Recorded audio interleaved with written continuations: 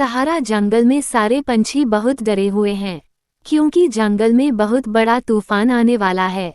सारे पंछी परेशान होकर खड़े हुए थे। उन्हें डर था कि अगर बड़ी बारिश होगी तो सब पंछी के घोंसले तबाह हो जाएंगे। दोस्तों, हम सब पर बहुत बड़ी विपदा आन पड़ी है।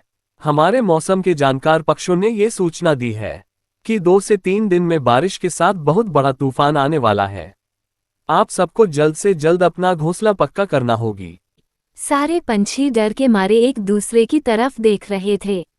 उसमें से एक पंछी ने कहा, राजा जी, हम 2 दिन में कैसे घोंसला बनाएंगे? लकड़ियां जमा करने में हमें 7 से 8 दिन लग जाएंगे। तुम चिंता मत करो, वो हमने इसकी व्यवस्था पहले ही कर ली है। हमारे राज्य के भंडार में कुछ लकड़ियां पहले से ही जमा है। आपातकालीन समय के लिए इसे रखा था, अब इसका इस्तेमाल करने का समय आ गया है। हमारे सहारा राज्य के सिपाही आपके घोंसले के नीचे कुछ लकड़ियां डाल देंगे। आपको सिर्फ अपने घोंसले पक्के करने हैं।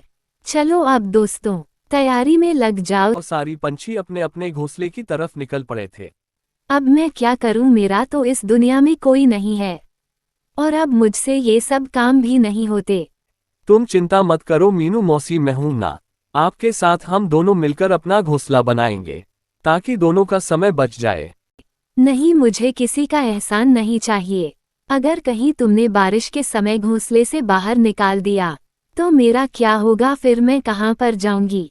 ऐसी बात नहीं है मीनू मौसी, मैं तो हम दोनों के भले के लिए कह रही थी, ताकि दोनों का समय बच जाए। रहने दो, मैं देख लूंगी। ठीक है, जैसी आपकी मर्जी। सब सिपाही पंछी की राह देख रहे थे। सबको घोंसला जो बनाना था।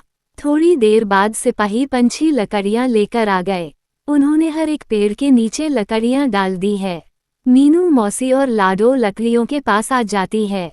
उन दोनों से पहले कालू कौवा और भूरा कौवा वहां पर पहुंच चुके थे। आ गए दोनों, काम के समय पर तो गायब रहोगे, और जब प्रसाद बट रहा हो तो दोनों पहले से हाजिर रहते हैं। मतलब कहीं। अरे मीनू मौसी, इन लकड़ियों पर सिर्फ तुम्हारा नाम नहीं लिखा है, इन पर हमारा भी अधिकार है। हाँ, मुझे मत सिखाओ क्या अधिकार है और क्या नहीं। मैं तुम जैसों को बहुत अच्छी तरह से जानती हूँ। ये सिर्फ 3 घोंसले बनाने जितनी ही लकड़ियां हैं, और इनसे मैं मेरा हिस्सा नहीं देने वाली।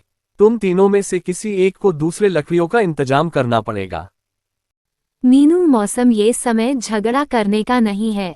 ऐसी स्थिति में हमें समझौते से काम लेना पड़ेगा। मैं नहीं करने वाली समझौता।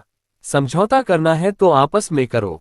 कालू सही कह रहा है, हमारे पास बहुत कम समय है। बारिश का तूफान कभी भी आ सकता है। हम चारों में से किसी 2 को एक घोंसले में रहना होगा।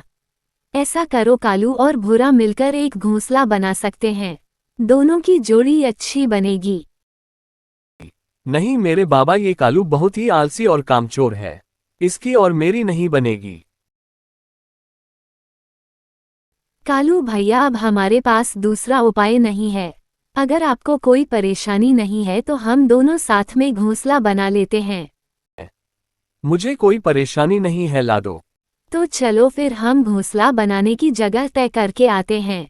हाँ जाओ जाओ, वैसे भी मुझ जैसे से आंवला चिड़िया की कौन मदद करने वाला है। आप भी हमारे साथ चलिए, हम सब अच्छी जगह तय करते हैं। मुझे कम अक्ल मत समझो बेटा, बेवकूफ लगता हूँ मैं। तुम तीनों से अच्छा घोंसला बना सकता हूँ।